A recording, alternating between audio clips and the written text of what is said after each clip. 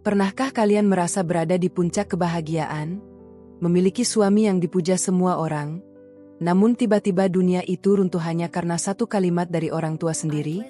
Bayangkan, ibumu, orang yang paling menyayangimu, berdiri di depan seluruh keluarga besar dan memintamu bercerai saat itu juga. Kenapa?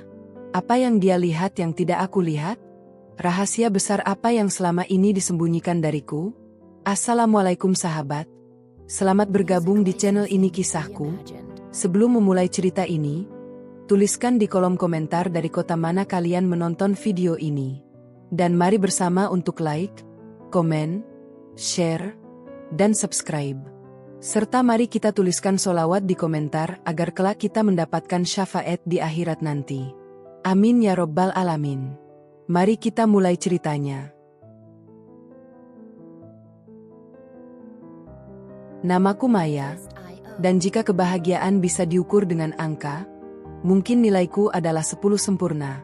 Aku menikah dengan Aris, seorang pria yang sering disebut oleh teman-temanku sebagai pria langka. Aris bukan hanya tampan dan mapan sebagai arsitek sukses, tapi dia juga sangat lembut. Maya, sarapannya sudah Mas siapkan di meja. Jangan lupa diminum susunya, ya. Ucap Aris pagi itu sambil mengecup keningku sebelum berangkat kerja. Aku tersenyum lebar, menatap punggungnya yang tegap menghilang di balik pintu. Setiap hari selama 3 tahun pernikahan kami, aku selalu merasa seperti ratu. Tidak ada perselisihan besar, tidak ada suara tinggi. Aris adalah pelindungku, sahabatku, dan menantu kesayangan ibuku, Ibu Rahmi. Atau setidaknya, begitulah pikirku. Sore itu, aku sedang menyiapkan pakaian untuk acara syukuran keluarga besar di rumah paman kami.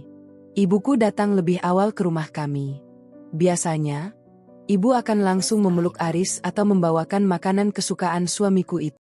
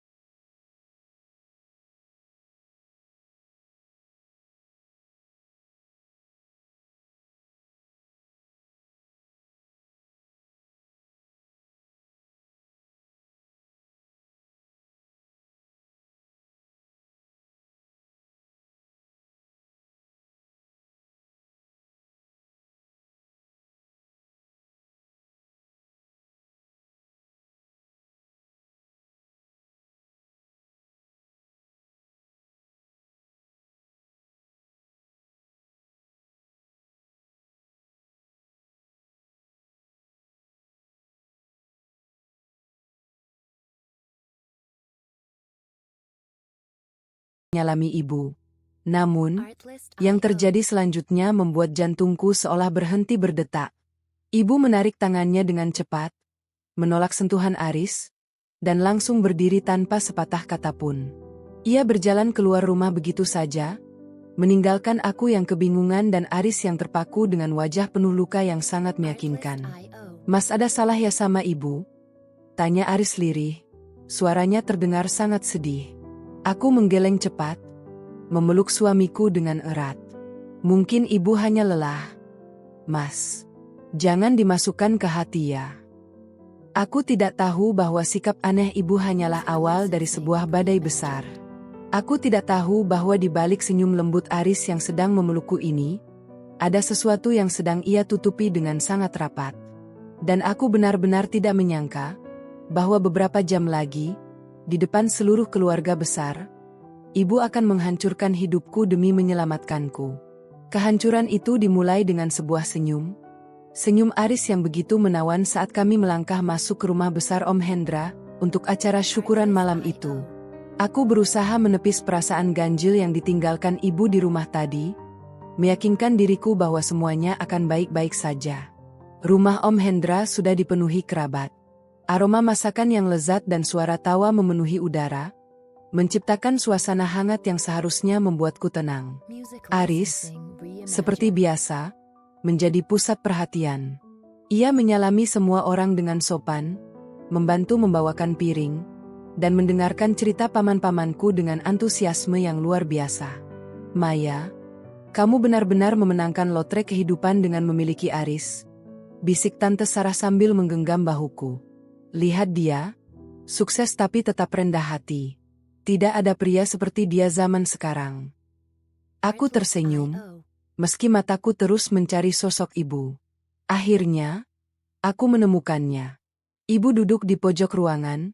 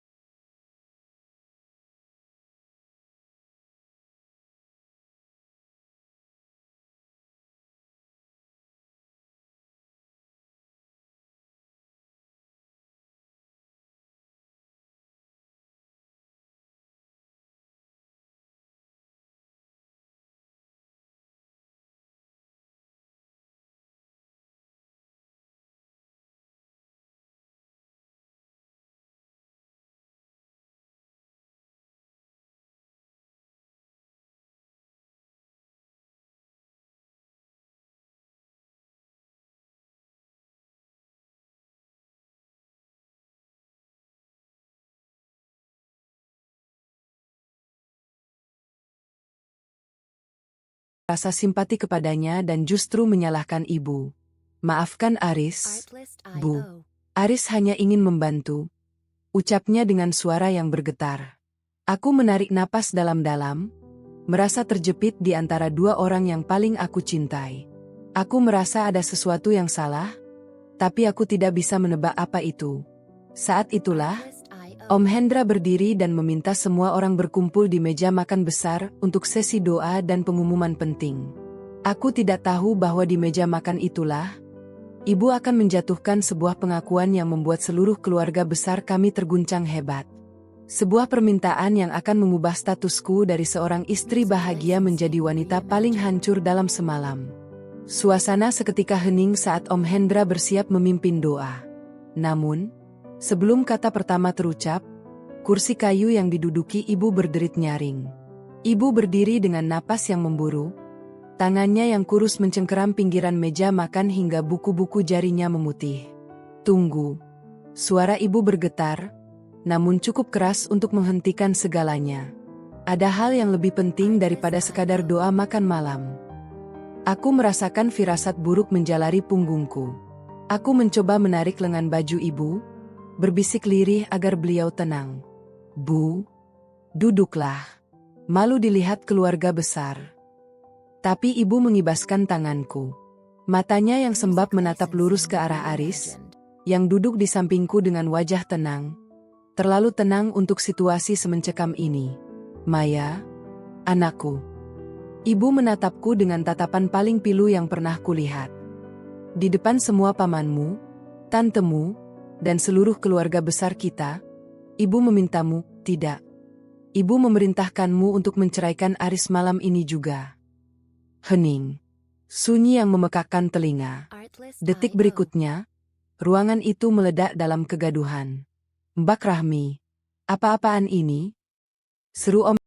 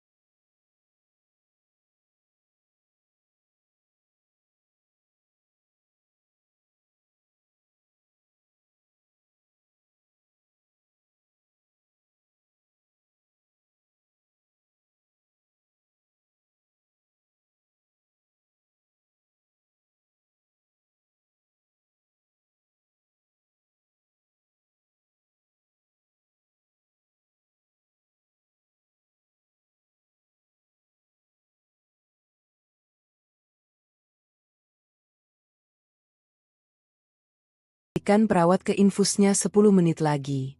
Jangan sampai terlambat. Duniaku terasa berputar. Apakah suamiku sedang mencoba membungkam ibuku di rumah sakit? Tanpa pikir panjang, aku berlari keluar rumah.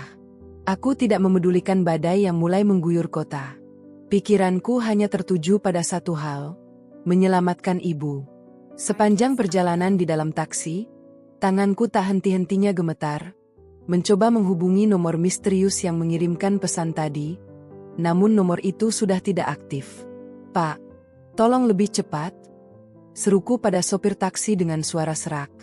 Sesampainya di rumah sakit, aku tidak melewati lobi utama. Aku berlari melalui pintu samping menuju bangsal tempat ibu dirawat.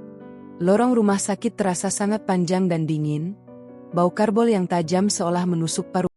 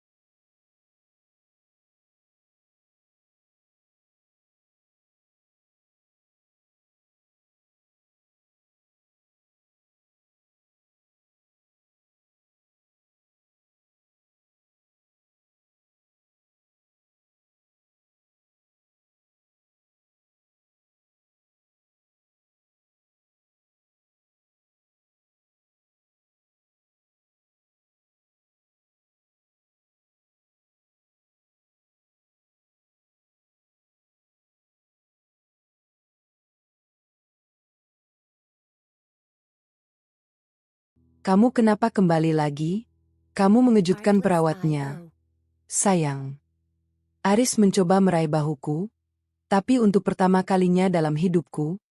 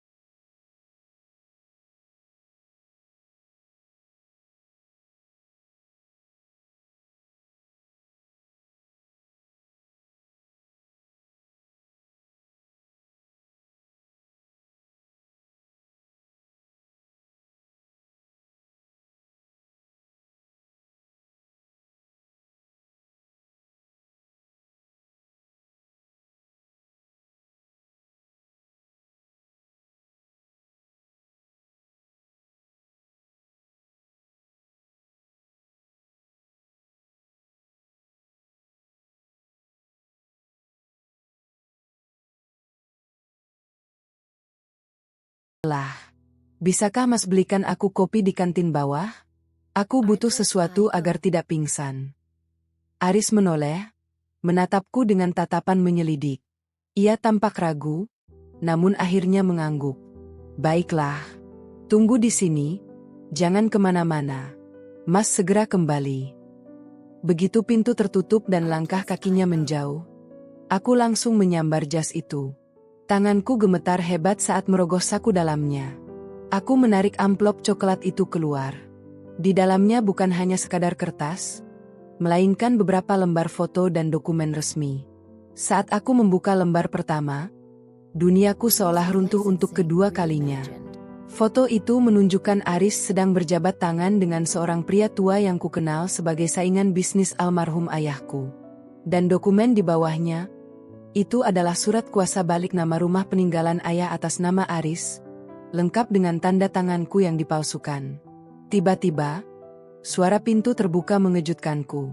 Aku belum sempat menyembunyikan dokumen itu saat melihat Aris berdiri di ambang pintu, bukan membawa kopi, melainkan dengan wajah yang kini benar-benar gelap tanpa sisa kelembutan sedikit pun. Sudah kubilang, Maya, jangan sampai aku kehilangan kesabaran, ucapnya sambil mengunci pintu kamar dari dalam. Aris melangkah perlahan mendekatiku. Setiap derap langkah pantofelnya di atas lantai porselen rumah sakit terasa seperti dentum lonceng kematian bagi kepercayaanku. Aku mundur hingga punggungku membentur tepi tempat tidur ibu. Aku meremas dokumen-dokumen itu di balik punggungku, meski aku tahu dia sudah melihatnya. Berikan dokumen itu padaku, Maya, perintahnya. Suaranya tidak lagi lembut, melainkan datar dan penuh otoritas. Kamu memalsukan tanda tanganku, Mas? Suaraku bergetar, bukan hanya karena takut, tapi karena amarah yang mulai membakar dadaku. Kamu mau menjual rumah peninggalan ayah? Rumah satu-satunya milik ibu. Aris tertawa sinis, sebuah tawa yang belum pernah kudengar selama 3 tahun kami menikah. Rumah itu hanya permulaan. Ayahmu berutang besar pada keluargaku di masa lalu. Aku hanya mengambil apa yang seharusnya menjadi hak milik keluargaku. Kamu hanyalah jembatan, Maya. Jembatan yang sangat cantik. Hatiku hancur berkeping-keping. Ternyata selama ini aku hanyalah alat dalam rencana balas dendamnya yang dingin. Cinta, perhatian, dan kasih sayang yang ia berikan hanyalah investasi untuk mendapatkan aset keluargaku. Ibu tahu ini semua, itu sebabnya dia memintaku menceraikanmu. Bisikku menyadari kebodohanku. Sayangnya, ibumu terlambat. Aris menjangkau dan dengan satu gerakan cepat menyambar dokumen dari tanganku. Aku mencoba menahannya, namun tenaganya jauh lebih kuat. Ia menyeringai sambil merobek dokumen-dokumen itu menjadi serpihan kecil di depan mataku. Sekarang, tidak ada bukti. Dan jika kamu berani bicara pada keluarga besar, siapa yang akan percaya? Di mata mereka, aku adalah pahlawan dan kamu adalah istri yang sedang depresi karena ibunya sakit jiwa.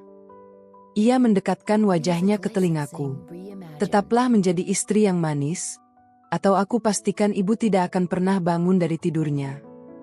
Setelah mengatakan ancaman keji itu, ia membuka kunci pintu dan berjalan keluar dengan tenang, seolah tidak terjadi apa-apa. Aku jatuh terduduk di lantai, terisak tanpa suara. Aku menatap wajah ibu yang masih terpejam. Di saat itulah, dalam kehancuran yang paling dalam, sebuah api baru menyala di hatiku. Aku tidak boleh menyerah. Jika aku hancur, ibu akan ikut hancur. Aku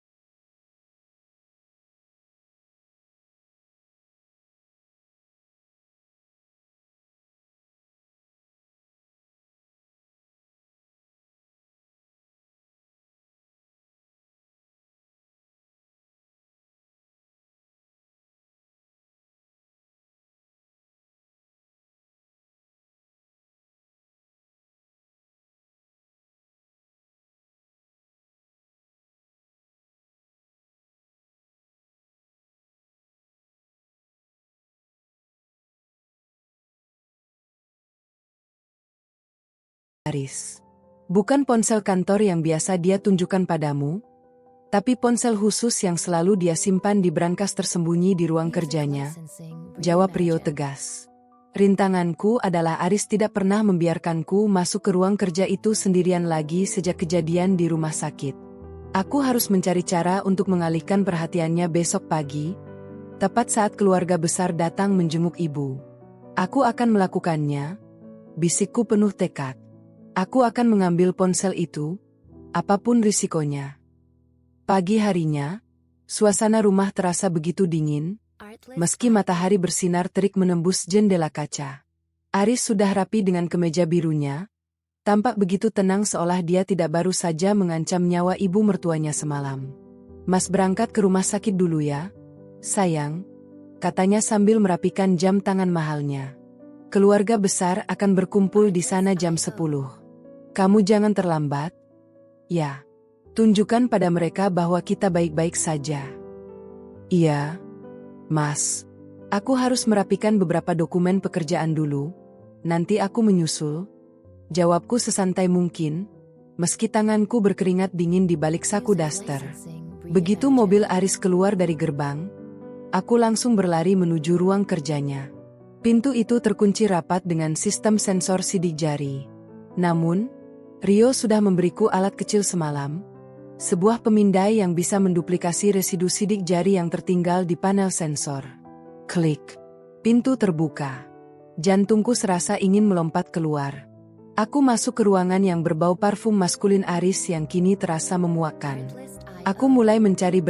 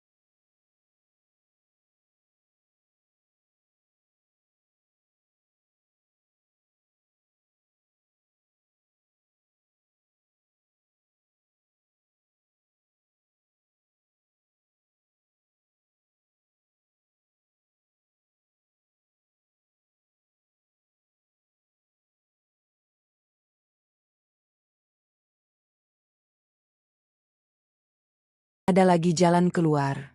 Satu-satunya pilihanku adalah mengkhianati nuraniku sendiri demi menyelamatkan nyawa ibu. Saat Aris keluar dari ruangan dengan tawa rendah yang menghina, aku menangis di dada ibu. Namun, di tengah isak tangisku, aku merasakan jemari ibu bergerak pelan, memberikan benda kecil yang tadi ia sembunyikan ke dalam genggamanku. Itu adalah sebuah kunci kecil dengan gantungan berbentuk liontin perak milik almarhum ayah. Aku mengepalkan tangan, menyembunyikan kunci itu erat-erat di dalam telapak tanganku yang basah oleh keringat dan air mata. Ibu menatapku dengan sorot mata yang seolah berkata, "Cari kebenarannya, Maya. Aku tahu aku tidak punya banyak waktu. Aris bisa kembali kapan saja, dan dia tidak boleh tahu bahwa ibu telah memberikan sesuatu padaku. Ibu, bertahanlah," bisikku lirih, hampir tidak terdengar. "Maya akan selesaikan ini." Aku melangkah keluar dari kamar rawat dengan wajah yang sengaja kubuat hancur dan putus asa. Di koridor, Aris sedang berdiri menungguku sambil bersandar di dinding. Tampak begitu puas dengan kemenangan sementaranya. "Sudah memutuskan, sayang?" tanyanya dengan nada meremehkan. "Aku akan melakukannya, Mas," jawabku sambil menunduk, menyembunyikan kilat amarah di mataku. "Besok sore, aku akan menandatangani apapun yang kamu mau. Tapi tolong, biarkan ibu tetap aman di rumah sakit ini sampai semua selesai." Aris tersenyum lebar, sebuah senyuman yang paling menjijikan yang pernah kulihat. "Pilihan yang cerdas, Maya. Mas tahu kamu anak yang berbakti." Begitu Aris mengantarku pulang dan membiarkanku mengunci diri di kamar dengan dalih ingin menenangkan diri, aku langsung menghubungi Rio melalui saluran telepon rahasia yang ia siapkan. "Rio, ponsel itu palsu. Aris menjebak kita." Suaraku bergetar saat menjelaskan semuanya. "Tapi ibu memberiku kunci. Kunci."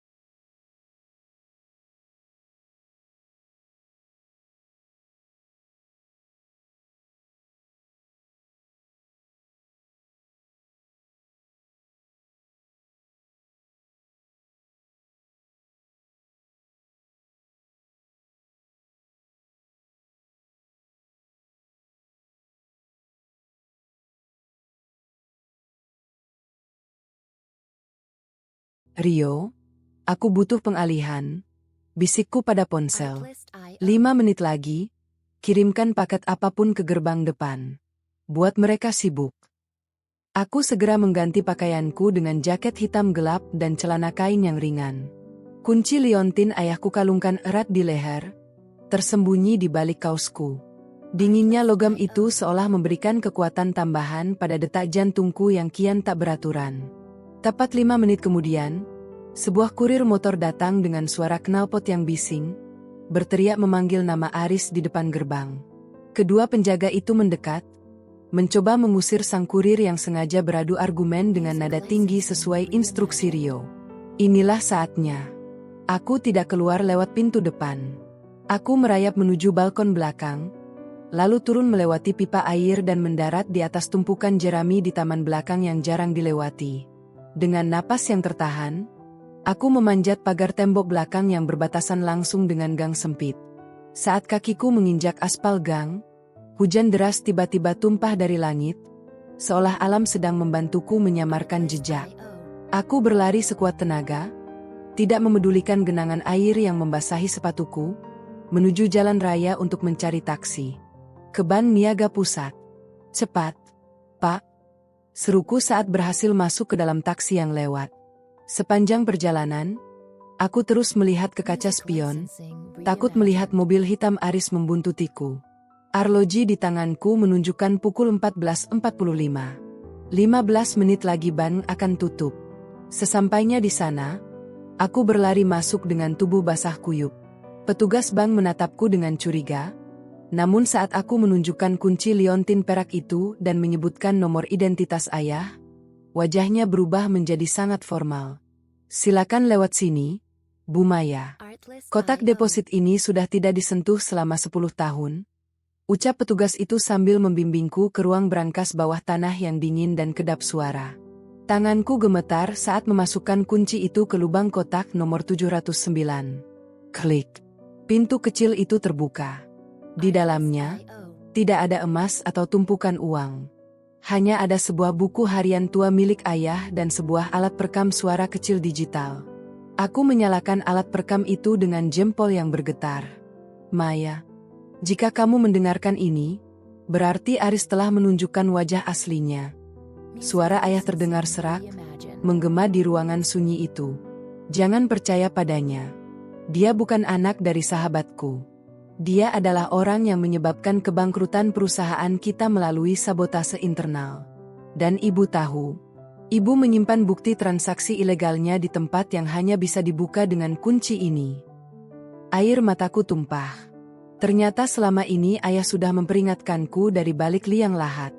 Namun, saat aku hendak mengambil buku harian itu, sebuah bayangan muncul di pintu ruang brankas yang terbuka. Terima kasih sudah membukakannya untukku, Maya. Suara itu terdengar tenang, namun mematikan. Aku menoleh. Aris berdiri di sana, dengan jas yang sedikit basah dan senyum yang kini benar-benar terlihat seperti iblis. Aku memeluk buku harian ayah ke dadaku, melangkah mundur hingga punggungku menabrak jajaran kotak besi yang dingin. Ruang brankas bawah tanah ini begitu sunyi, begitu kedap suara, hingga teriakan sekencang apapun tidak akan pernah mencapai telinga orang-orang di atas sana. Mas, bagaimana kamu bisa tahu? Suaraku nyaris hilang karena ketakutan. Aris tertawa kecil, melangkah masuk ke dalam ruangan kecil itu dan menutup pintu bajanya perlahan. Kamu lupa, sayang? Aku yang memasang sistem pelacak di liontin itu saat pertama kali kita menikah. Aku tahu ayahmu menyembunyikan sesuatu, tapi aku tidak pernah tahu di mana dia menyimpan.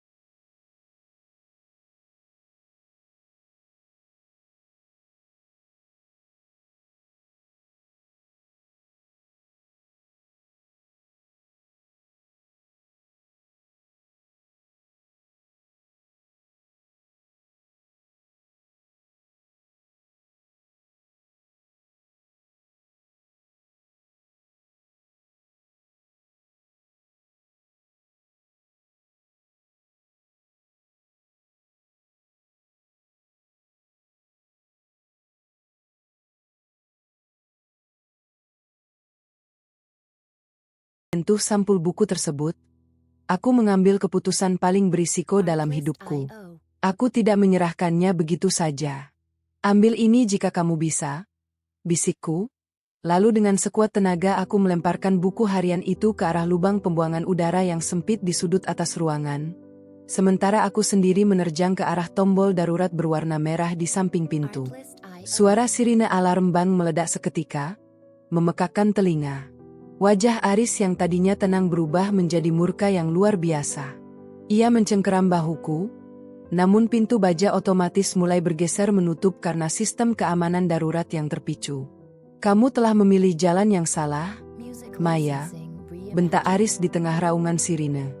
Dalam detik-detik terakhir sebelum pintu tertutup sepenuhnya, aku berhasil menyelinap keluar, meninggalkan Aris yang terjebak di dalam ruang brankas yang terkunci secara otomatis oleh sistem keamanan ban.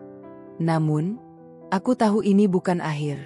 Aku telah memancing kemarahan sang monster, dan sekarang, aku harus berlomba dengan waktu menuju rumah sakit sebelum anak buah Aris menerima perintah terakhir untuk menghabisi ibu.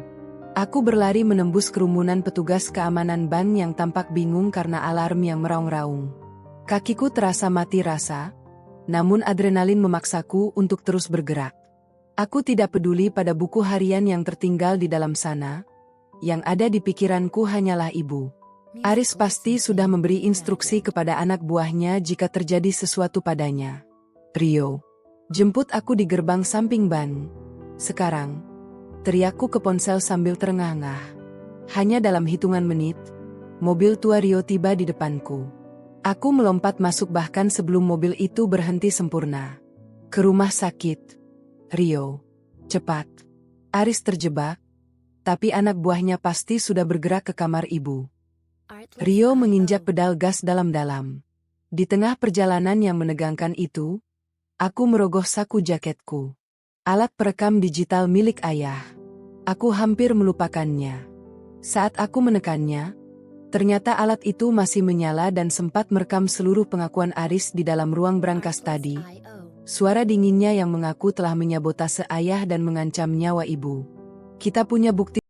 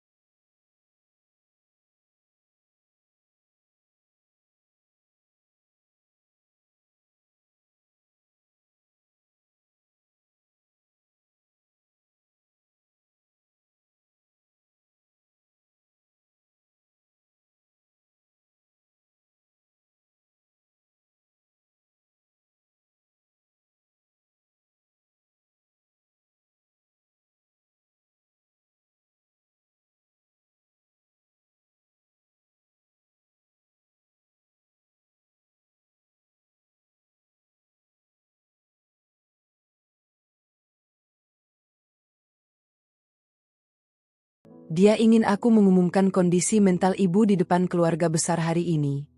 Kan? Baiklah.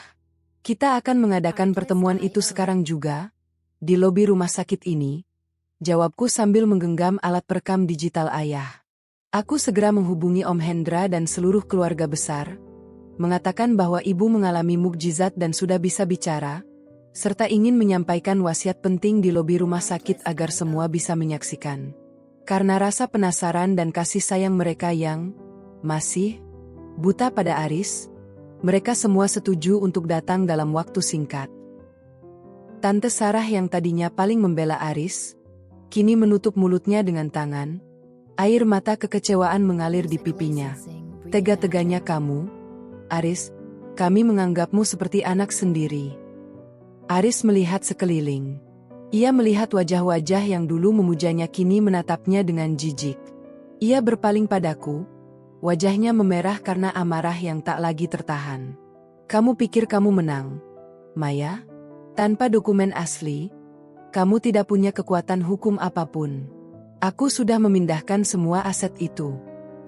Di saat itulah, ibu, yang sejak tadi diam di kursi rodanya, perlahan mengangkat tangan. Ia mengeluarkan sebuah ponsel dari balik selimutnya. Bukan ponsel palsu Aris, melainkan ponsel milik Aris yang asli yang ternyata berhasil ibu ambil saat Aris membisikkan ancaman di telinganya semalam di kamar rawat. Kamu lupa, Aris. Suara ibu terdengar lemah namun sangat tajam. Aku melihatmu memasukkan kode aksesnya semalam. Semua transaksi ilegalmu, semua bukti pemalsuan tanda tangan Maya, semuanya ada di sini. Aku sudah mengirimkan salinannya ke email pengacara keluarga kita sebelum aku turun ke lobi ini. Aris jatuh berlutut. Seluruh kekuasaannya, seluruh hartanya, dan topeng sempurnanya hancur berantakan dalam hitungan detik. Ia kehilangan segalanya di tempat yang paling memalukan, di hadapan orang-orang yang dulu ia tipu. Tak lama kemudian, beberapa petugas kepolisian yang sudah dihubungi oleh Rio sebelumnya masuk ke lobi. Mereka membimbing Aris berdiri dan membawanya pergi. Sebelum keluar dari pintu otomatis itu, Aris menoleh padaku. Tidak ada lagi ancaman di matanya, hanya ada kekosongan seorang pria yang telah kehilangan jiwanya sendiri. Aku memeluk ibu dengan sangat erat. Bahuku terguncang hebat, bukan karena sedih, melainkan karena rasa lega yang luar biasa. Beban bertonton yang selama ini menghimpit dadaku seolah menguap bersama hilangnya sosok Aris dari pandanganku. Kita sudah melakukannya, Bu, bisikku di sela isak tangisku. Ayah pasti bangga pada kita. Setelah kepergian Aris yang dikawal pihak kepolisian, lobi rumah sakit perlahan kembali tenang, namun hidupku tidak akan pernah sama lagi. Keluarga besar yang tadinya terpecah kini berkumpul mengelilingi aku dan ibu. Permintaan maaf mengalir deras dari paman dan tanteku. Mereka yang dulu sempat meragukan kewarasan ibu kini tertunduk malu, menyadari betapa mudahnya mereka tertipu oleh kemasan luar yang berkilau. Maya, maafkan kami, ucap Om Hendra sambil menggenggam tanganku. Kami terlalu buta melihat kesuksesan Aris sampai lupa pada naluri seorang ibu. Aku hanya mengangguk lemah. Tidak ada gunanya menyimpan dendam pada mereka. Fokus utamaku kini adalah pemulihan ibu. Selama beberapa minggu ke depan, aku mengabdikan seluruh waktuku untuk merawat ibu di rumah peninggalan ayah. Rumah yang hampir saja dirampas oleh keserakahan. Rumah itu terasa sangat luas tanpa kehadiran Aris. Aku mulai membersihkan setiap sudutnya, membuang semua barang yang mengingatkanku pada pernikahan yang ternyata hanya sebuah transaksi balas dendam. Saat aku merapikan ruang kerja yang dulu menjadi penjara rahasiaku, aku menemukan sebuah foto kecil yang terselip di balik buku harian ayah yang akhirnya dikembalikan polisi sebagai barang bukti. Itu adalah foto masa kecilku bersama ayah dan ibu di taman depan rumah.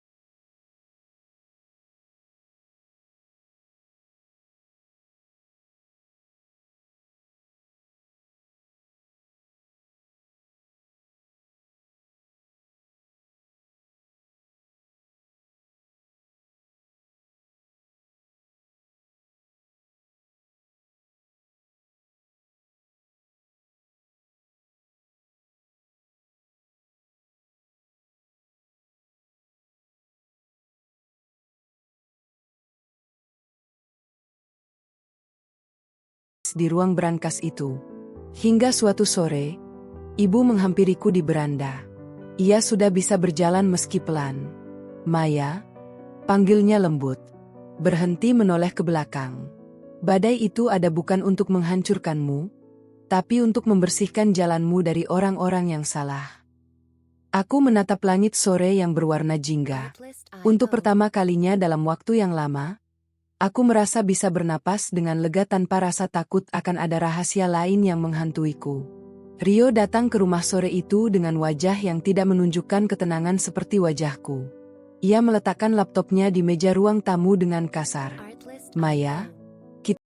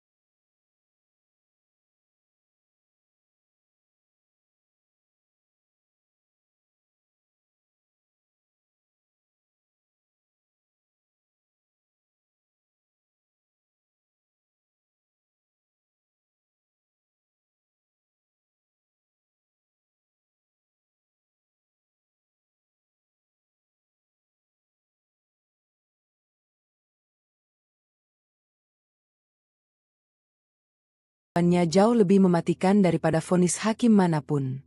Tangan Aris yang memegang gagang telepon tampak gemetar hebat. Ia melirik ke arah sipir di sudut ruangan. Ketakutan yang nyata kini terpancar dari matanya. Ancaman yang kulontarkan bukan sekadar gertakan. Ia tahu bahwa di dunia hitam tempatnya bernaung, pengkhianatan adalah hukuman mati. Tulis kodenya, perintahku, sambil menggeser secari kertas dan pena melalui celah kecil di bawah kaca pembatas. Dengan jari-jari yang kaku, Aris menuliskan serangkaian angka dan huruf yang rumit. Ia menatapku dengan tatapan memohon yang menjijikkan. Maya, tolong, Setelah kamu mendapatkan dananya, jangan biarkan dia tahu aku menyembunyikan sisanya. Dia punya mata dan telinga di mana-mana, bahkan di dalam tembok ini. Aku menyambar kertas itu tanpa kata. Aku tidak berjanji apapun. Bagiku, dia hanyalah serpihan masa lalu yang harus segera kubuang. Begitu keluar dari penjara, Rio sudah menungguku dengan mesin yang menyala. Kami segera meluncur ke bank pusat. Proses pemindahan dana itu memakan waktu berjam-jam yang penuh ketegangan. Namun, saat layar monitor menunjukkan status transfer sukses, aku merasa beban terakhir di pundakku benar-benar luruh. Namun, kemenangan itu tidak bertahan lama. Saat kami berjalan menuju parkiran, sebuah mobil sedan hitam mewah dengan kaca gelap berhenti tepat di depan kami. Dua orang pria berjas rapi turun, namun kali ini mereka bukan preman suruhan Aris. Mereka tampak jauh lebih profesional, lebih dingin. Salah satu dari mereka membukakan pintu belakang, dan seorang pria tua dengan rambut perak yang tertata rapi serta tongkat kayu berujung perak turun dengan perlahan. "Surya?" bisik Rio, wajahnya memucat. Dia adalah sang pembeli, pemilik dari hampir separuh properti di kota ini. Tuan Surya menatapku dengan mata yang jernih namun sedingin es. "Maya, putri dari sahabat lamaku, sekaligus musuh terbesarku. Kamu memiliki keberanian yang tidak dimiliki ayahmu."